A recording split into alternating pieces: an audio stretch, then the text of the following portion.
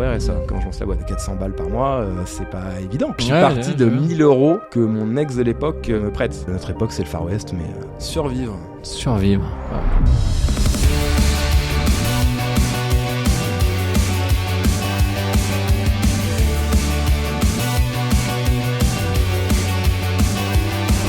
L'opportunité assez incroyable de travailler chez Airbnb. Je rencontre Victor et qui me dit ton projet entrepreneurial il me plaît bien. Ça fait 10 ans qu'on est toujours associés. J'ai vu tellement de trucs passer sur les 10-15 dernières années. Covid, période attentat. C'est le moment du Airbnb Open. T'avais le fondateur Airbnb qui était là.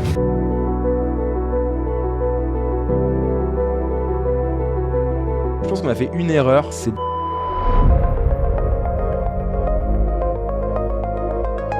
aujourd'hui, WeHost, c'est plus de 25 city managers, 4000 mandats gérés, 1500 mandats actifs. C'est un partenariat avec Airbnb.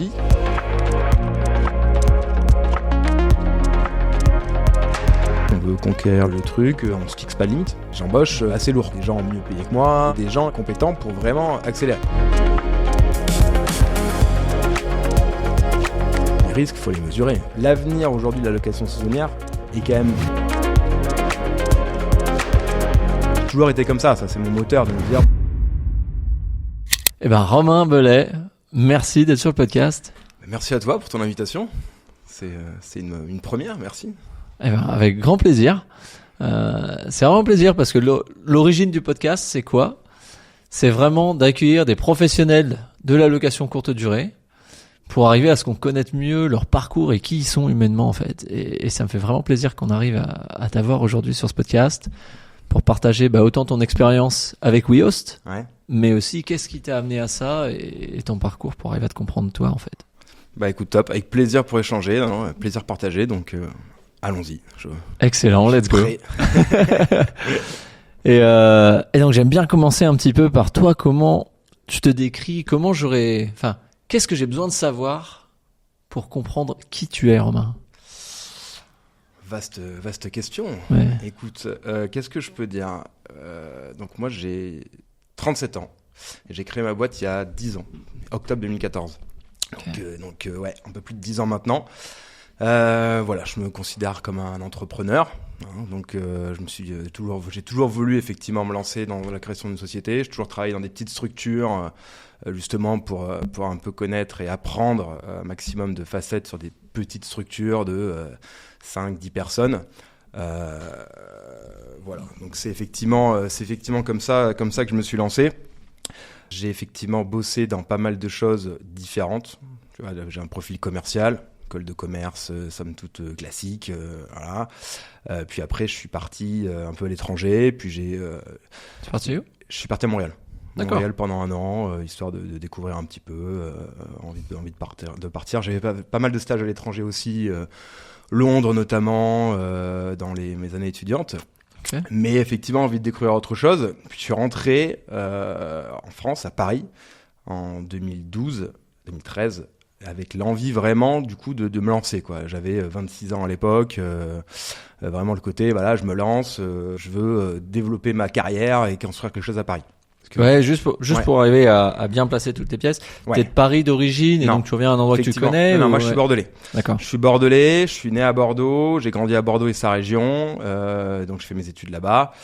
J'ai pas mal effectivement été à Paris en stage, etc. pour à ce moment-là, mais j'étais pas du tout parisien, quoi. Donc c'est pour ça qu'effectivement je pars un peu à l'étranger, je reviens à Paris, où j'arrive à Paris en fonction de comment on voit les choses en 2012.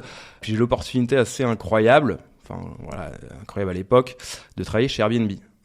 Moi, je suis embauché chez Airbnb. Alors, c'est un CDD à l'époque, début 2013, pour quelques mois, avec bien évidemment l'ambition et le fait de rester et de développer tout ça, quoi. En 2013, on est à l'époque où le bureau de Dublin pour Airbnb n'existe pas, notamment. Donc, on est vraiment sur ce lancement-là, puisque ça arrive au printemps quand je suis chez Airbnb. Et donc, du coup, l'équipe commerciale de laquelle je faisais partie n'existait plus. Donc, tout simplement, il y a eu effectivement une coupure par rapport à ça. Et donc, du coup, je suis pas resté chez Airbnb, un peu la mort dans l'âme, parce que je me dessinais bien une carrière dans ce business. C'est pour ça que j'ai fondé WeHost, quasiment 1 an après. Tout simplement, voilà. Je suis un peu rapide sur le sujet, mais on va y revenir. Ouais. Mais voilà un peu mon parcours, si je peux effectivement le résumer comme ça. Top. Bah écoute, merci.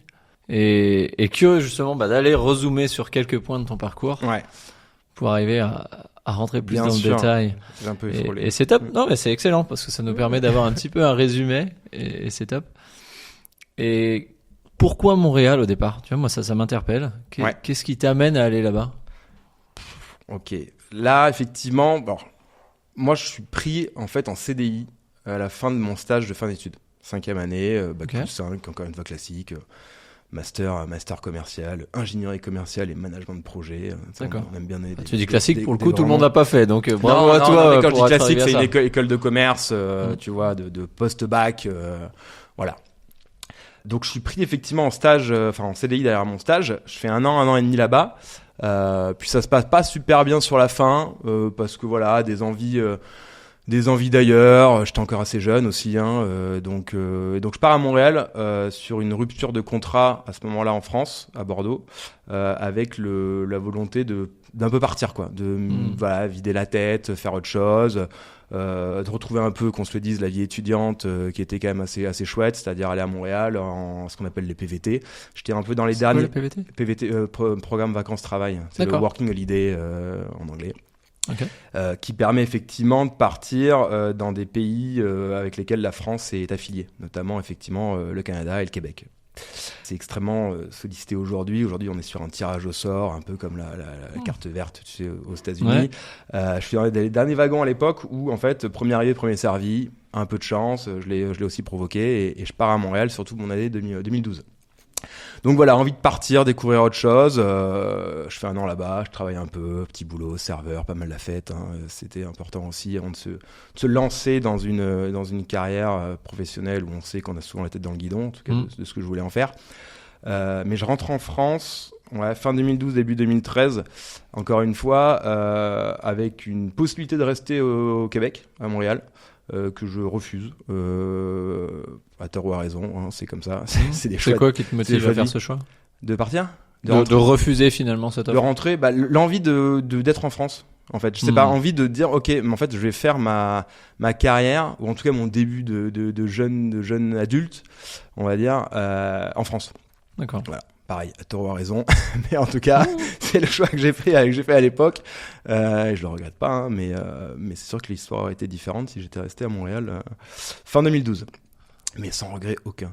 C'est comme ça qu'effectivement, je me suis retrouvé à Montréal et que j'en suis parti. Ok, merci. Et comment ça se passe avec Airbnb, le moment où finalement, comment tu découvres cette offre-là? Qu'est-ce qui te fait te dire, ok, ça c'est la boîte avec qui je veux partir? Pour le coup, une boîte américaine. Là, effectivement, c'est un peu paradoxal parce que je t'ai parlé tout à l'heure que j'avais travaillé que dans des petites agences avant de lancer ma propre société. Mais à l'époque, Airbnb à Paris, c'était une vingtaine de personnes. Tu vois, c'est pas ce qu'on connaît aujourd'hui. C'était le site, la plateforme avait 3-4 ans, quoi. Je crois que 2018-2019, c'était encore assez récent. Et pour répondre à ta question, c'est parce qu'en fait, je suis aussi un des premiers hôtes bordelais en 2011, été 2011, D'accord. avant de partir à Montréal. Si tu veux, je mets mon appart sur Airbnb, c'est une amie, Margot, que j'embrasse, qui me dit à l'époque, je rentre de Berlin ou d'Allemagne, je crois que c'était Berlin, j'ai essayé un truc Airbnb, je suis en soirée, je me vois encore noter Airbnb, BNB, tu vois, je connaissais pas quoi. Et ça, c'était début l'été 2011, et j'avais besoin de faire d'argent. Vraiment, là, j'étais vraiment le cœur de cible, tu sais, du Airbnb, quoi. C'est arrondissez vos fins de mois, quoi. J'étais là, ok, donc ancien logo, je te parle d'Airbnb 2011. Et oui, ça avait 3 ans. Ouais, ça, non, mais c'était tout frais, quoi. Voilà. Et donc là, je découvre ce truc où en fait, j'ai beaucoup d'Américains, mine de rien, puisque c'était pas connu vraiment en France. Ils arrivent chez moi à Bordeaux et je sais pas combien il devait y avoir, 100 annonces, quoi, sur Bordeaux. Et j'habitais cœur de ville Saint-Pierre, pour ceux qui connaissent, si tu connais Bordeaux, vraiment le centre historique. Donc on était en plus sur le nouveau de Bordeaux, tu vois, Bordeaux est un peu une hype dans les années 2016 parce qu'il y a eu beaucoup de travaux, et là 2012-2013 ça commençait, 2011 ça commençait un peu à accélérer, sur le développement de ma ville, que j'aime beaucoup, c'est pour ça que j'en parle. C'est cool, merci. Merci d'en parler. N'hésite pas si tu connais un peu Bordeaux. En tout cas, bref, je me lance effectivement à faire ça. Je fais ça quelques semaines, quelques mois avant de partir du coup à Montréal. Ça me permet de faire un peu d'argent, aussi de payer mon départ. Et donc c'est comme ça que je connais Airbnb, que je rencontre. D'accord, c'est Airbnb. là que ça se fait déjà. Exactement. C'est un truc qui me plaît. Je vais dormir chez des potes. On partage un peu les revenus. Je sais pas, voilà, ça se fait aussi. Bref, assez rigolo. Je pars à Montréal. J'entends pas trop parler d'Airbnb, quoique j'étais un peu en coloc. Tu sais, c'est des colocs de 4-5 personnes, de jeunes adultes, encore une fois. Où du coup, d'ailleurs, on essaye Airbnb pour louer une chambre. On le fait pas vraiment, mais en tout cas, bref, j'ai toujours ce truc dans la tête, quoi. Et c'est un ami qui m'envoie, pareil, tu vois, j'ai beaucoup de potes, d'amis qui m'envoient des plans. Au final, faut savoir écouter aussi. C'est cool. Qui m'envoie cette offre Airbnb, qui est un petit CDD, payé au SMIC. Hein, voilà, faut le dire aussi. Début 2013 là, et que j'accepte en disant bah ouais, Airbnb, putain, j'ai bien aimé le concept. Je pense que ça répond à pas mal de trucs. Et puis en plus, l'offre c'était développé en tant que sales le bassin d'Arcachon. C'était la maison, en tout cas pas loin. Enfin, je connais bien. Donc c'était vraiment aller acquérir de l'offre en disant voilà, il y a une nouvelle plateforme, c'est les Américains, c'est gratuit. Et en plus, on vous fait les photos professionnelles gratuitement. Tu te rappelles de cette époque? Ouais, à l'époque, ouais. Donc c'est facile de signer des nouveaux propriétaires, quoi. Et donc je me retrouve dans une équipe de mecs qui ont 25-35 ans max à l'époque. Les DG, Olivier, Nicolas, tout ça, avaient 30 ans, quoi. Enfin, c'était la folie. Enfin, je sais pas, c'est tellement d'énergie à ce moment-là que tu tombes en fait amoureux de ça. Et puis on est dans un écosystème parisien où c'est le début de Beurre. Et c'est tout, enfin, je sais pas, il y a tellement d'écosystèmes et on est plein d'effervescence. Et donc, je suis vraiment tombé amoureux de ça en disant, l'ubérisation, tout ça, alors c'était les côtés négatifs, positifs, enfin, ça dépend comment on voit les choses encore une fois. Mais on est en 2012, 2013 et voilà. Donc, j'accepte cette offre en me disant, ok, c'est payé au SMIC, mais c'est quelques mois, je crois que c'était 4 ou 6 mois. Mais le premier jour, on me dit de toute façon, tu rentres pour X mois, on est en pleine croissance, tu vas signer rapidement. Au final, voilà, ça s'est pas fait parce que pour la bonne simple raison que tous les sales ont été débarqués à Dublin et qu'on m'a proposé d'aller à Dublin. Et ce n'était pas mon intérêt. Je rentrais de Montréal, c'était pas pour partir à Dublin. Tu voulais revenir en France. Voilà, c'est ça. Donc moi j'étais à Paris dans mon truc, je suis resté à Paris et je quittais Airbnb pour travailler dans une start-up et enfin créer WeHost. D'accord. Ah, t'as fait une transition dans une start-up avant? Ouais. Ouais, je fais une petite transition, ça s'appelait C-Labs, qui a d'ailleurs malheureusement fermé ses portes il y a quelques mois. C'est une super boîte qui avait 15 ans d'existence aujourd'hui, qui faisait de la génération de contenu. Alors c'était un mélange de tech et de linguiste en fait. Donc je faisais ça, j'ai fait ça pendant 6 mois. Pareil, c'est très bien passé. Donc j'ai appris avec le fondateur directement, qui était plus âgé que moi, qui devait avoir 50 ans. Donc fort d'expérience, c'était très bien passé. C'est pareil, tellement envie de créer, de me lancer là-dedans. J'avais Airbnb à côté, je gérais un peu des apparts à côté à cette époque-là, tout le monde le faisait. Et je me suis lancé, quoi. C'était le moment. Voilà. Et là, oui, c'est alors ravi d'aller dans la phase de création. Donc là, enfin, tu te lances. Vas-y. Enfin, je me lance. Tout. Voilà. Alors, par où commencer? Je me lance. Ouais, je me retrouve effectivement sans emploi fin de printemps 2014, excuse-moi. Ok. Été 2014. Je suis très date, tu vois, donc je fais pas mal c'était de date. Ah, c'est bien, c'est top, ça nous repose dans le temps, c'est excellent. Je fais comme ça. Été 2014 à peu près, je me lance effectivement, j'ai posé les statuts, enfin le temps que ça se fasse, octobre 2014, mais je me lance à la base, je fais pas de la gestion en tant que telle, ça s'appelle pas WeHost, ça s'appelle MIA. Comment tu dis? MIA, l'acronyme de Make Yourself at Home. Donc voilà, c'était très, très créatif à l'époque. Ouais. À la base, c'est pas pour faire de la gestion, c'est pour faire des boîtes pour les voyageurs. Donc j'avais un partenariat avec l'Occitane, enfin un partenariat où j'achetais des produits l'Occitane. Ils voulaient se lancer dans l'hôtellerie à l'époque. La base, donc c'était des petites amenities, quoi, l'Occitane.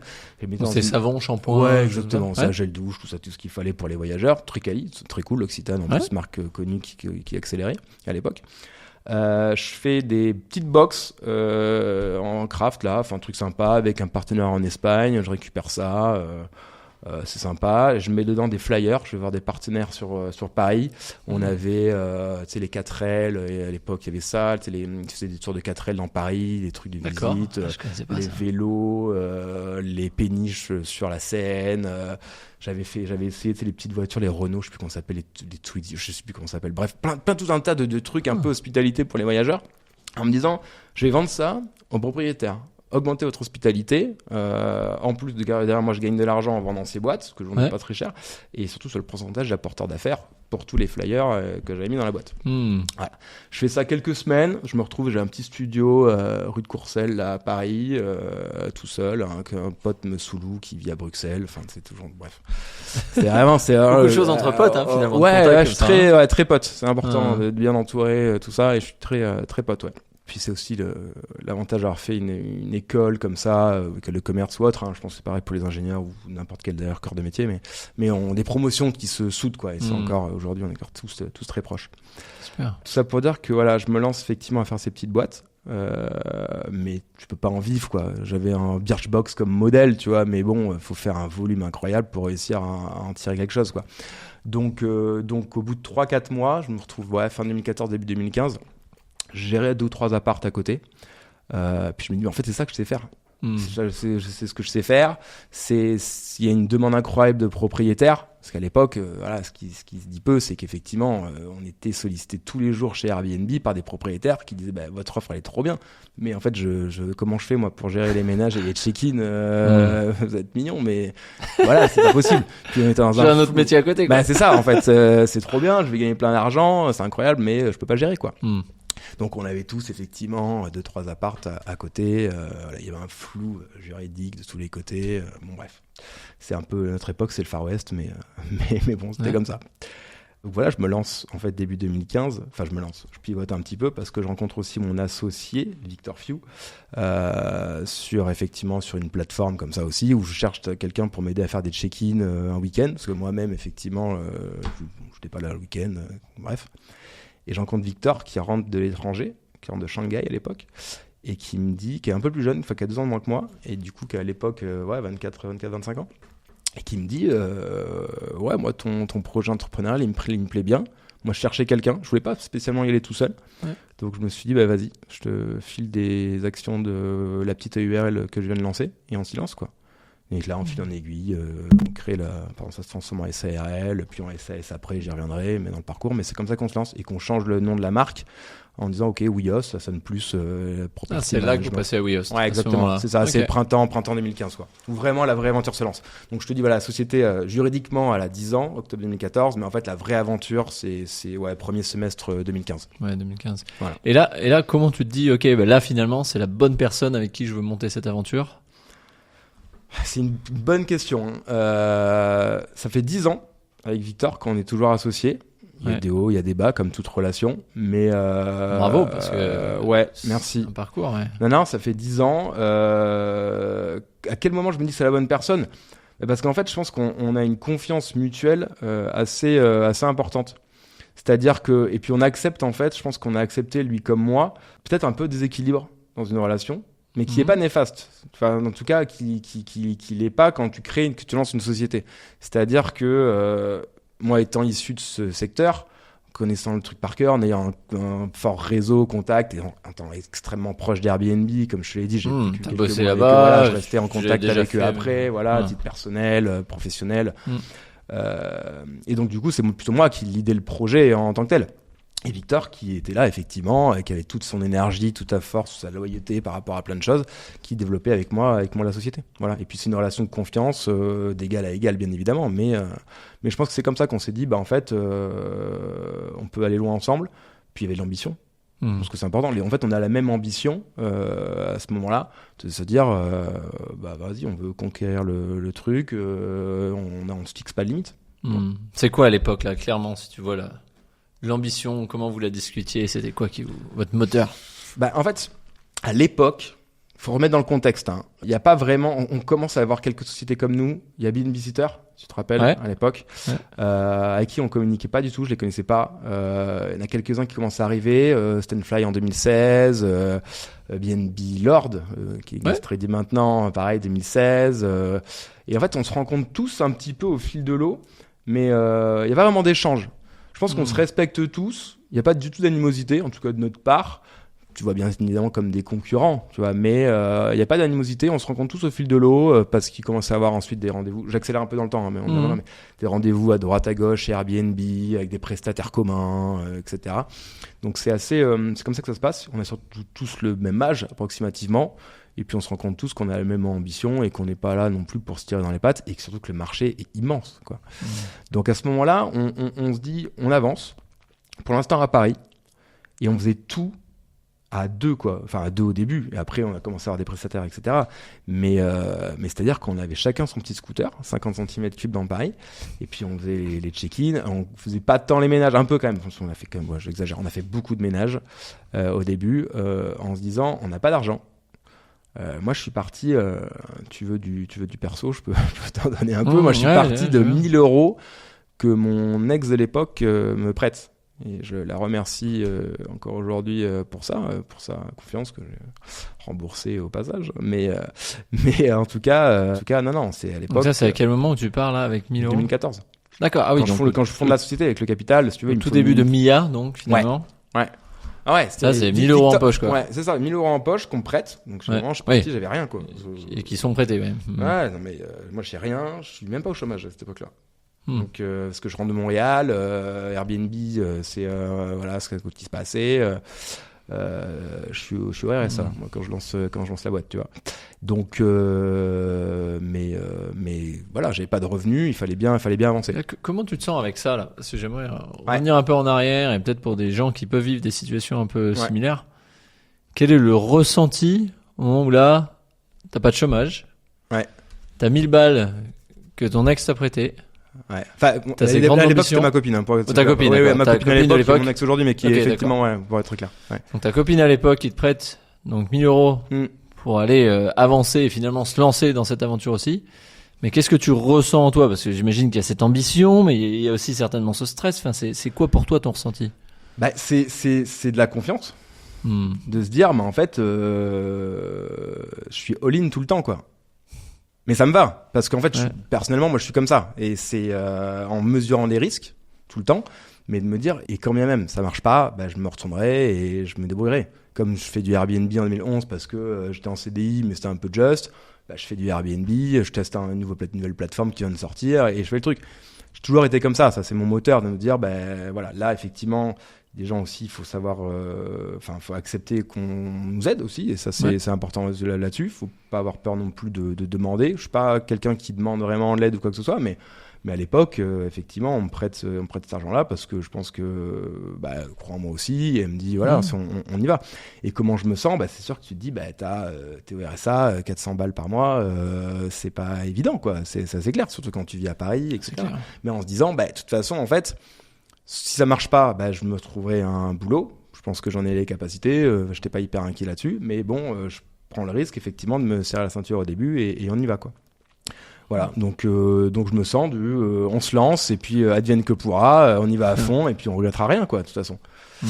Voilà. Donc après, pour la société en tant que telle, on fait un max de trésor au début. Enfin, en tout cas, on emmagasine vraiment on garde tout. Victor aussi, quand il rentre, il arrive avec quelques milliers d'euros aussi, mine de rien. Ça met un peu de trucs, mais bon, histoire de payer les charges classiques de nos sociétés. On sous-loue un petit local, on sous-loue dans une société, dans un magasin, 2-3, j'exagère. Allez, moins de 10 mètres carrés quand même, avec Victor pour qu'on puisse avoir nos bureaux. Ouais. Qui était à l'époque, et tu vois, c'est pour ça le monde est petit, l'écosystème à l'époque, tu vois, c'était l'ancien Morning, qui est Clément Alteresco aujourd'hui, qui a fondé Morning, et c'était son ancienne société qui faisait la location de bureaux à louer, je crois, bureaux à partager. D'accord. Ouais, bureaux à partager. Et tu vois, c'est tout ça. Enfin, Clément que j'ai revu il y a quelques mois pour discuter, qui est aujourd'hui un successful incroyable avec Morning. Bref, c'était, encore une fois, cette époque de là était hyper effervescente, quoi. Hyper intéressante. Donc je me sens qu'on se lance, on y va à fond et puis on fait tout, quoi. On fait tout, vraiment. Mais c'est hyper enrichissant. Il y a des hauts, il y a des bas. Les ménages. La maintenance, maintenance, check-in, développement commercial, voilà. Ouais. Après, on commence à effectivement avoir aussi une équipe de ménage, une équipe de linge, mais vraiment sur les 2-3 premières années, de 2015-2016 et une bonne partie de 2017, on est vraiment à fond, quoi. Peut-être qu'on prend un stagiaire en 2016. C'était l'Euro de foot en 2016, donc il y avait pas mal, Airbnb montait, ça bougeait, pas mal de trucs, ça bougeait bien, quoi. Mais on a rencontré du monde de tous les côtés et c'était trop bien, quoi. Enfin, c'était dur, hein, mais c'est comme des petits boulots que t'as pu faire dans le passé où tu te dis, ça c'était hyper dur quand t'es dans le jus. Ouais. Mais avec du recul, 10 ans après, tu dis, c'était cool. Enfin, tu vois, Presque ça manque. Mais... Ouais, je sais pas si ça manque, mais tu te dis, putain, c'était tellement enrichissant, en fait. Et on a vécu tellement de trucs, quoi, que c'était la folie.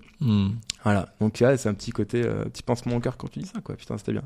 Mais franchement, j'y reviendrai pas. Je suis pas sûr que je le refais. C'est même sûr qu'aujourd'hui, tu vois, tu le refaire, waouh, c'était chaud. Mais bon. Et dans ces moments chauds, justement, là, tu t'en rappelles de un ou deux, là, où tu fais, où c'est peut-être limite, même? Ouais, mais en fait, c'est quand il y a eu des problèmes, peut-être dans les apparts, tu vois. J'ai des exemples, on en a 1000. J'en ai un qui me vient en tête, mais c'est pas le plus rigolo. Enfin, tu vois, on débarque, on gérait, tu vois. Là, je vais te donner un exemple de notre ambition, quoi. Tu vois, on avait un bureau dans le Sentier.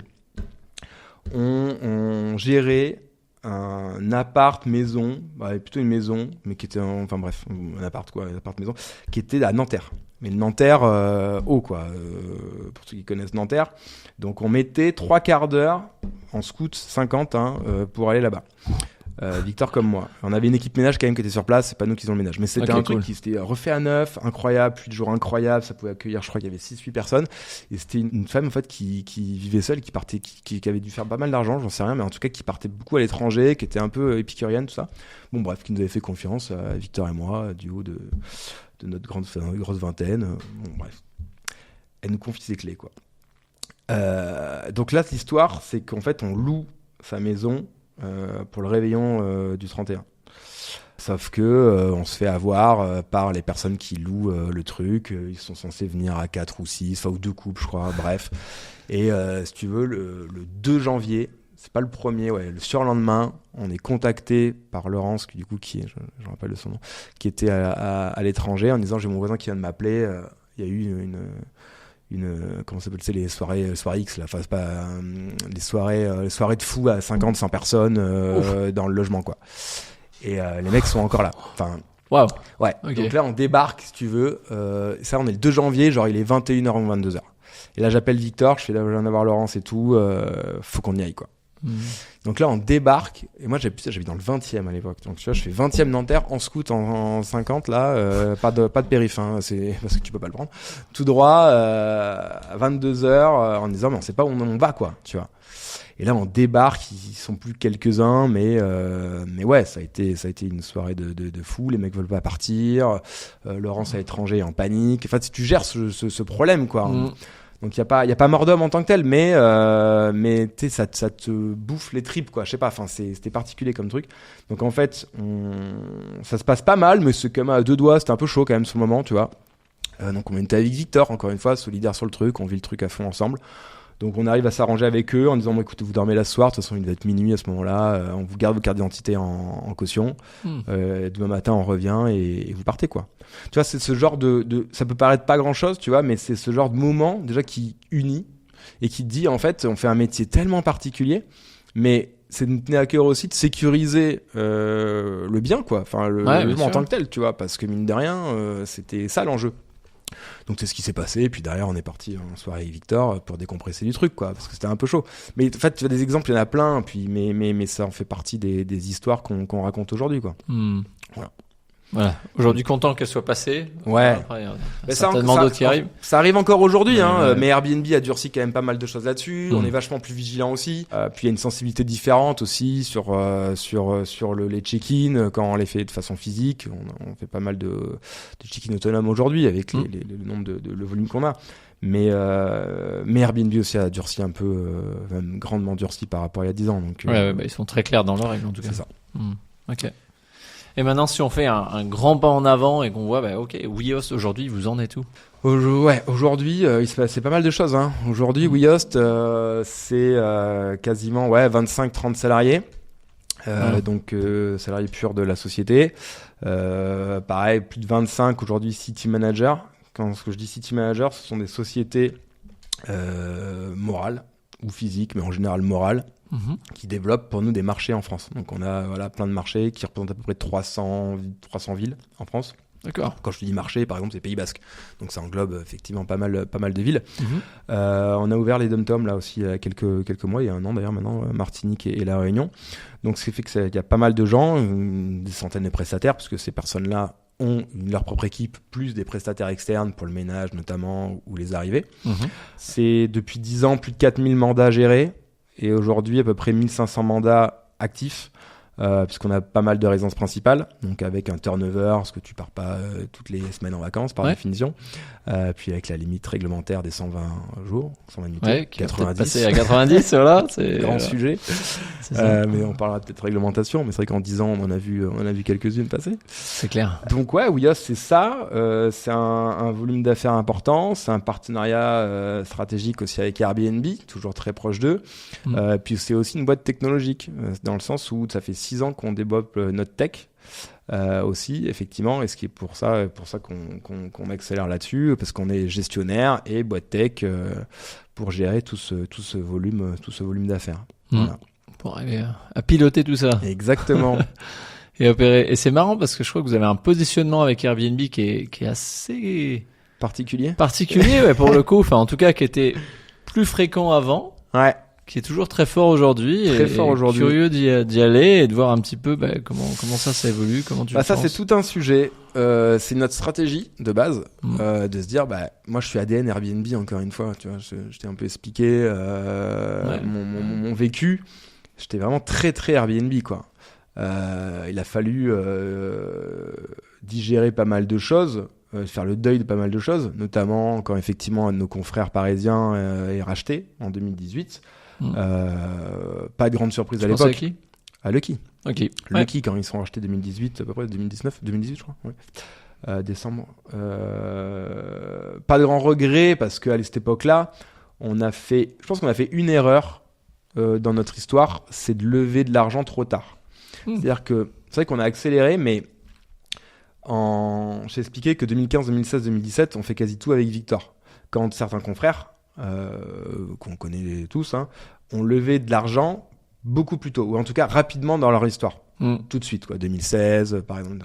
Et nous, en fait, on fait notre première levée en décembre 2017. Levée en amorçage, 350 000 euros à l'époque, qui est beaucoup d'argent, mais qui nous met en retard par rapport à certains qui ont fait de l'amorçage plus tôt et une levée de fonds en série A peut-être. Effectivement, on a commencé à parler en millions, effectivement, au moment où nous on faisait notre levée en amorçage. Alors qu'on n'avait rien, on n'avait rien à envier à qui que ce soit. C'est juste qu'en fait, on a pris plus de temps là-dessus. C'est un peu l'erreur. Si je dois avoir un regret, je pense que c'est un peu ça. Se dire, putain, si on avait levé plus tôt, peut-être effectivement on aurait été plus vite à l'époque. Parce qu'on n'avait pas lancé notre tech quand Lucky est racheté, on commençait juste, on n'avait pas ce maillage géographique qu'on peut avoir aujourd'hui, donc aucun regret et bravo à eux, c'était une super équipe et rien à redire à ça.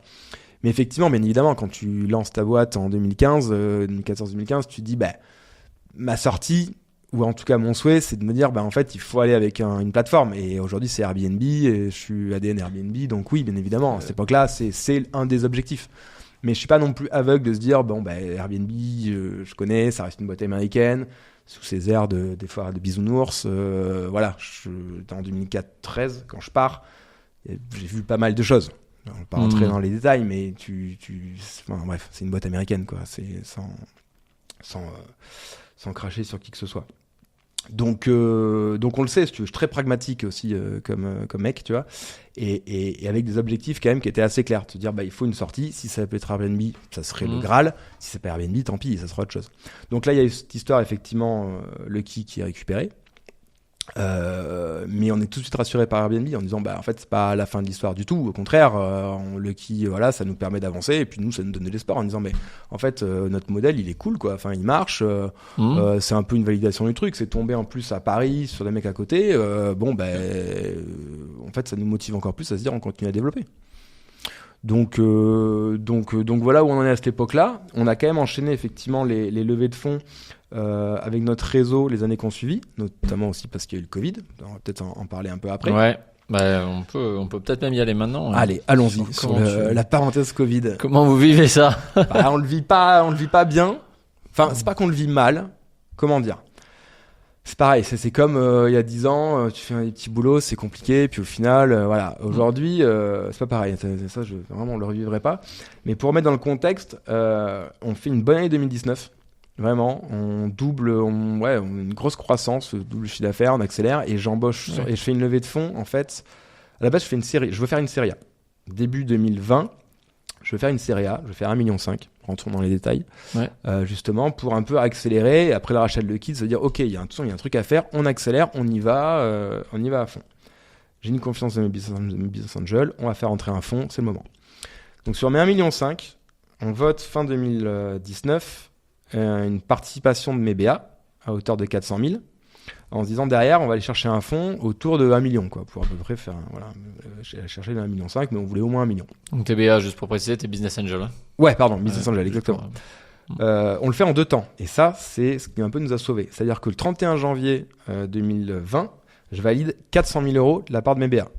Trésorerie, ok, ça arrive début février. Là, on entend. Là, c'est tes investisseurs actuels. Ouais. J'essaie de simplifier un maximum. Ouais, c'est mon réseau d'investisseurs actuels qui nous suit depuis fin 2017, représenté par la société We Like Startup, Investessor. Voilà, c'est vraiment un réseau parisien, enfin national, mais implanté à Paris, qui nous permet effectivement, pareil, une forte confiance, ça se développe bien, enfin ça se passe bien. On a un comité stratégique présent, donc c'est top.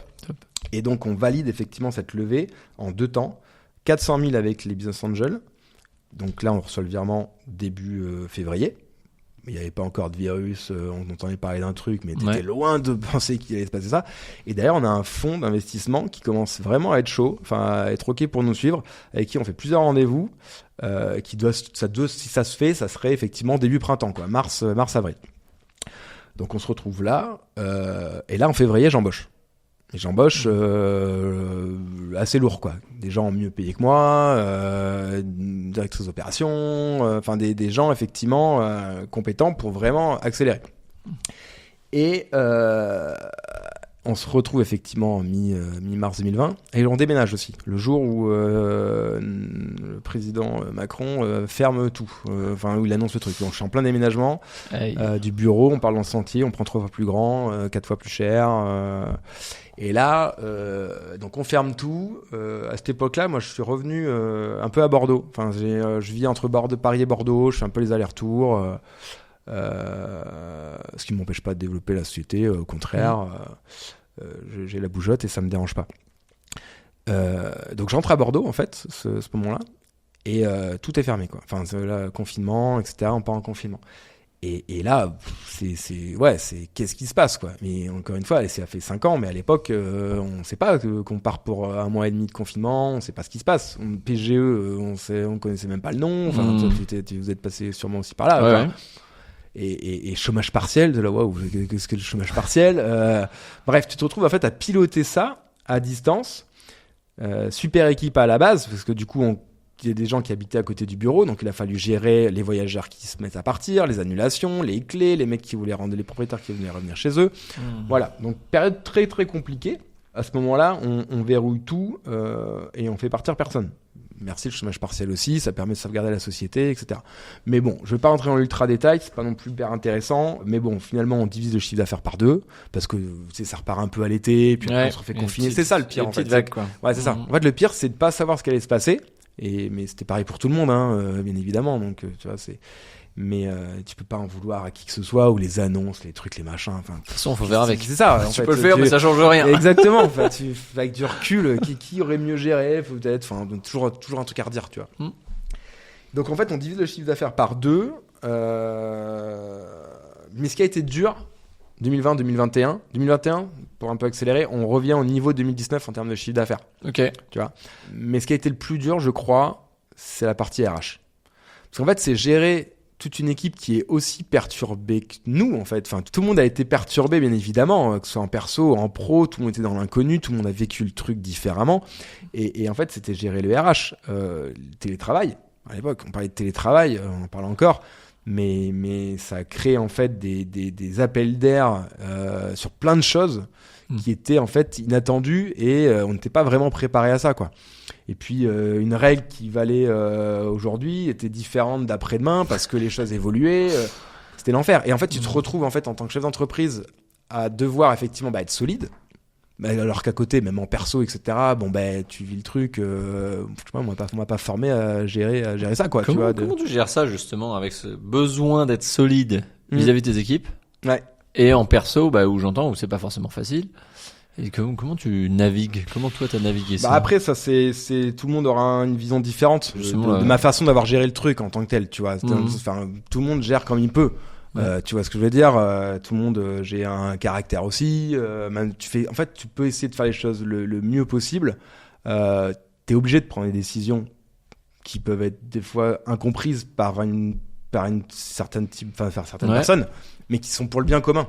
C'est ton rôle, j'ai envie de dire même. Clairement, mais c'est parfois pas compris par beaucoup de gens. Et quand t'es dans une société qui fait quelques dizaines de personnes, bien évidemment, tu te rapproches. Enfin, t'es pas sur le côté patron de multinationale et qui communique pas avec tout le monde en dessous. Tu vois. Et c'est ça qui était compliqué, c'est qu'en fait, tu viens un truc où t'es aussi des gens avec qui tu travailles depuis des années. Tu dois prendre des décisions qui sont parfois incomprises. Il y a des jours plus difficiles que d'autres, même en tant qu'humain, tu vois. Et ça n'a pas été évident. Parce que tu peux être jugé, tu peux être machin, voilà. C'est parce que t'as pas toujours des gens très bienveillants aussi en face de toi. Tu vois, des personnes qui veulent profiter de ça. C'est normal. Enfin, c'est normal. Il y a pas d'animosité. C'est normal. Tout le monde veut profiter. Mais mine de rien, quand même, on a eu une équipe qui a été solide, quoi. Enfin, tu vois, avec le recul. Puis les gens qui sont encore là aujourd'hui, c'est que vraiment, c'était une grosse confiance mutuelle, tu vois, j'entends. Parce qu'on a fait le max pour du coup ne perdre personne et c'était c'est joli, c'est ce qui s'est passé. C'est fort. Ouais, au final, tu vois, les personnes que j'ai embauchées début 2020, à part quelques exceptions, elles sont encore là, mais c'était pas que à cause du Covid. Et il y a eu une période d'essai qu'on a dû rompre, arrêter à la fin de l'été 2020. Mais autrement ça, on a fait le max, quoi, vraiment. Donc là-dessus, c'est pas de regret, c'est pas une fierté, c'est en fait, tu pilotes comme tu peux, quoi, tout en sachant que tu sais pas ce qui va se passer. Voilà. Après, voilà, on est tous perfusion aussi, en tant qu'entreprise, et les PGE qu'on rembourse aujourd'hui. Voilà. L'avantage d'une boîte comme nous et de notre secteur, je parle pour personne, mais en tout cas pour moi, c'est quand t'es une boîte en croissance. Dans le sens où moi, le PGE, je savais que j'allais pouvoir le rembourser.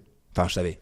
Je me dis, je vais faire de la croissance, normalement, le PGE, je vais le rembourser. Statistiquement parlant, je partais pour ça. On fait pas énorme non plus de prêts, tu vois, mais mine de rien, on n'était pas endetté à l'époque, donc c'était pratique. Donc on a pu y aller, et ce qui aujourd'hui me fait que j'ai un taux d'endettement assez, même très correct. Tout ça pour dire qu'aujourd'hui,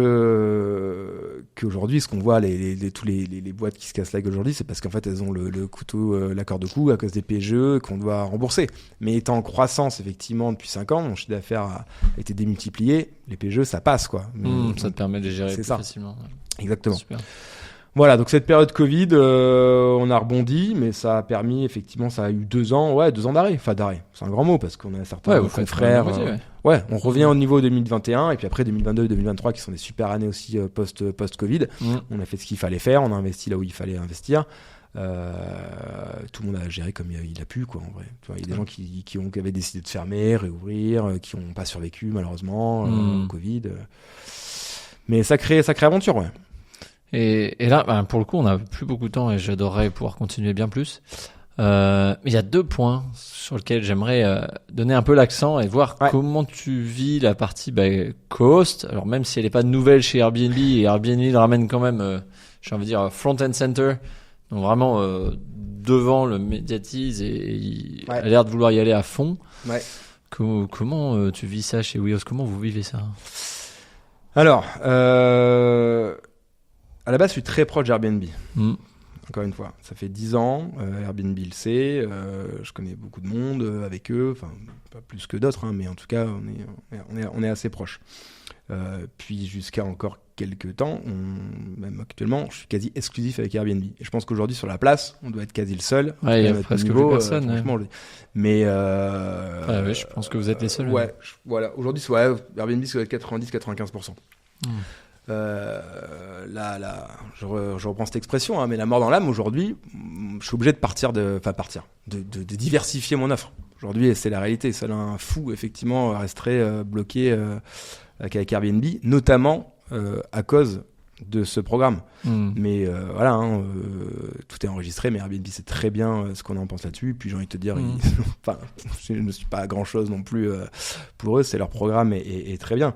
Mais ce programme, il est particulier pour les sociétés comme nous. Mes confrères diront sûrement la même chose. Aujourd'hui, effectivement, c'est clairement notre stratégie de développer des city managers, donc des property managers en local, avec un ancrage, et les mettre effectivement dans notre réseau, où on leur apporte notre savoir-faire, notre expertise, notre technologie, notre force commerciale, notre marque, etc. Donc bien évidemment, aujourd'hui, ils veulent augmenter la qualité. Notre qualité aujourd'hui, elle est plus que correcte chez Airbnb. On est, sans trahir de quoi que ce soit, considéré dans les top qualités en termes de volume qu'on fait. C'est Airbnb qui nous le dit. Voilà. Donc là-dessus, on est assez fiers de ça. Mais on ne pourra pas effectivement aller chercher une qualité de quelqu'un qui gère 2, 3, 4, 5 biens. C'est la réalité. Même si on s'en rapproche, on pourra faire le maximum. Ça, c'est ma vision en business. Airbnb est très tourné qualité. Ils ont pas puis ils ont remis l'accent début 2024 en plus. Exactement. Là, mais c'est leur stratégie. Mais en vrai, on va pas aller critiquer. Non, c'est un choix. En tout cas, voilà. Moi, là-dessus, effectivement, l'amertume qu'on peut avoir, c'est de se dire qu'il y a une plateforme en fait qui nous pique des parts de marché et de l'offre sur un truc qui, à mon sens, et qui est bancal. Voilà, on va pas rentrer dans le détail, mais aujourd'hui, nous, une société comme WeHost, je crois que sur les 6 derniers mois, on a pris contrôle fiscal, audit garantie financière, on a refait la carte de gestion et on a la carte de transaction aussi pour faire un peu de transac avec toutes les heures, etc., tout ce qu'il faut scoltiner pour être dans la réglementation française. Et aujourd'hui, effectivement, ce qui fait un peu mal, c'est de se dire qu'il y a une plateforme qui se développe et on n'est pas sûr que tout soit correct, quoi. Mais après, encore une fois, je suis pas André, je suis pas dans le juridique. Je suppose que l'équipe légale Airbnb est bien plus développée et bien plus au courant que moi de tout ça. Donc, c'est peut-être un petit peu encore une fois, d'amertume qui parle. Mais non, le programme, il est ce qu'il est. Aujourd'hui, il se développe. Bravo à eux là-dessus. C'est ce qu'il faut faire. Si je suis un peu réel. Mais c'est sûr que cette stratégie d'avoir 3000 property managers qui gèrent 5-10 biens, à un moment donné, je vois pas comment, effectivement, ça ne peut pas coincer en termes de volume. Enfin, c'est-à-dire que ces personnes-là qui gèrent 5-10 biens, leur but, c'est quoi ? Aujourd'hui, 5-10 biens, c'est ce qu'on faisait il y a 10 ans quand on a commencé à gérer. On sait que c'est un truc H24, quasiment, 7 sur 7.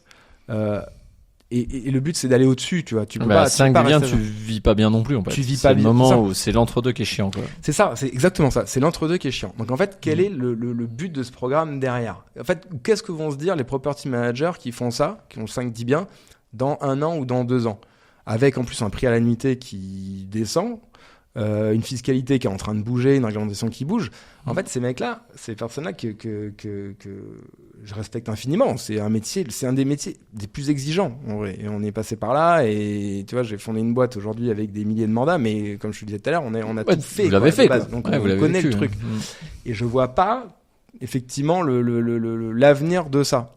Et c'est là où je me dis, mais en fait, en tant que grosse société, en tout cas, voilà, qui a du volume, on est ultra considéré quand même par Airbnb. Attention, je dis pas l'inverse. Mais effectivement, on se dit mince quoi. Ce programme, on devrait en faire partie ou en tout cas travailler main dans la main ensemble parce que on connaît le truc quoi. Enfin voilà. C'est plus voilà. Donc ce programme, on pourrait en parler des heures. On verra ce qui se passera demain. Mais pour finir là-dessus, tu vois, j'ai vu tellement de trucs passer sur les 10-15 dernières années. Tu vois, on a parlé du Covid, mais tu vois, les trucs bien plus graves. Enfin, tu vois, on n'a pas parlé, mais la période attentat 2016. Bataclan. Ouais.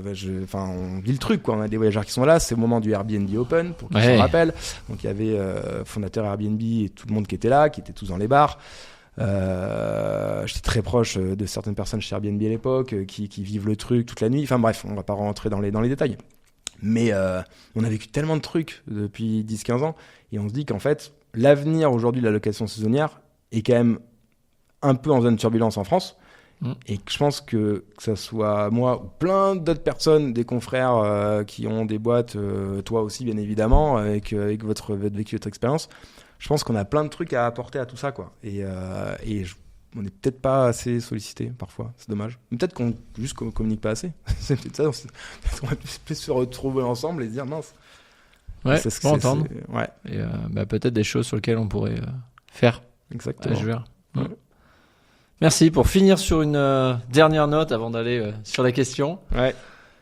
Quels sont pour toi les moments les plus exaltants finalement, les moments qui sont les plus riches, les plus forts?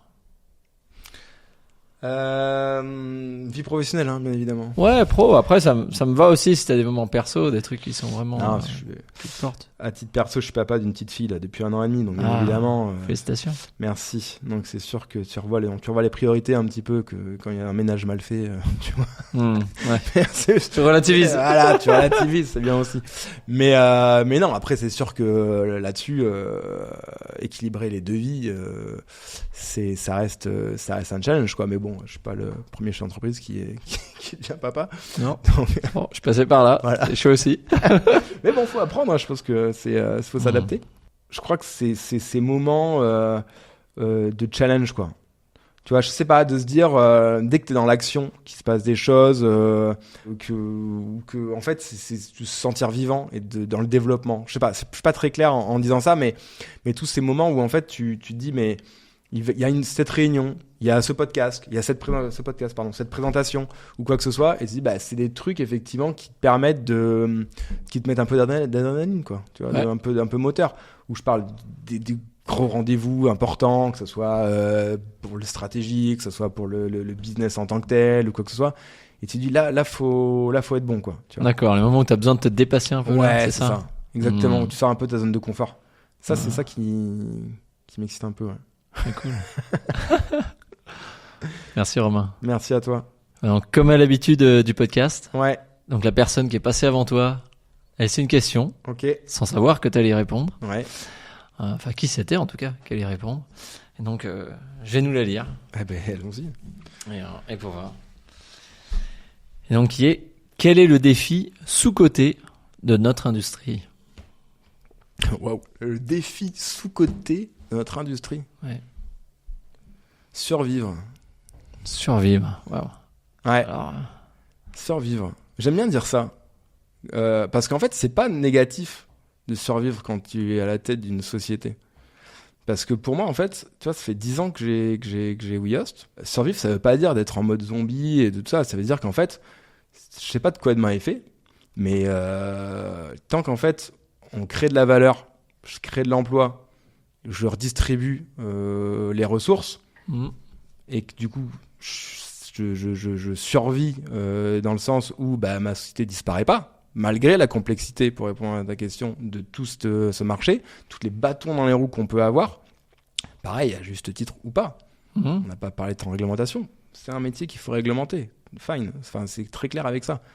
On va pas rentrer dans les détails, ça fait la 4e loi en 10 ans, etc., qu'à un moment donné, donnez-nous un cadre, en fait. C'est juste ça.